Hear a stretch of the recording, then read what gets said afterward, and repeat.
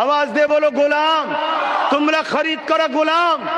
আমার মসজিদ, আমার মাদ্রাসা, আমার কবরস্থানের হয়ে এই বাংলায় আন্দোলন করলে যাদের বুকে ব্যথা হয়, যারা বলে দিল্লি চলে যাও, আগামী দিন যারা মসজিদের প্রেমিক হবে, কোরআনের প্রেমিক হবে, দ্বীন ইসলামের প্রেমিক হবে, তাদেরকে অবশ্যই বলা দরকার 26 যখন আসবে তোমরাও দিল্লি যে ভোট চাও বলা দরকার আছে না নাই? জোরে বলুন, বলা দরকার আছে না নাই? শয়তান এত বড় কথা? হ্যাঁ, এটা কারো পৈতৃক সম্পদ নাকি? এটা কারো বাবা কালী জমিদারি নাকি? হ্যাঁ, আমার কমের একটা গাদ্দার একটা অংশ আমার মধ্যে ঢুকে যাওয়ার জন্য আজকে কম ধ্বংস হয়ে যাচ্ছে।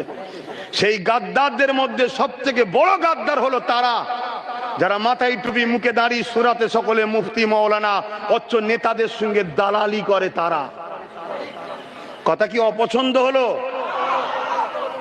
আজকে কত বড় কথা, মসজিদ চলে যাচ্ছে আমার, মাদ্রাসা চলে যাচ্ছে আমার, কবরস্থান চলে যাচ্ছে আমার, আমার ধর্মের একটা ঐতিহ্য, এখানে আন্দোলন করব বলছে দিল্লি যাও।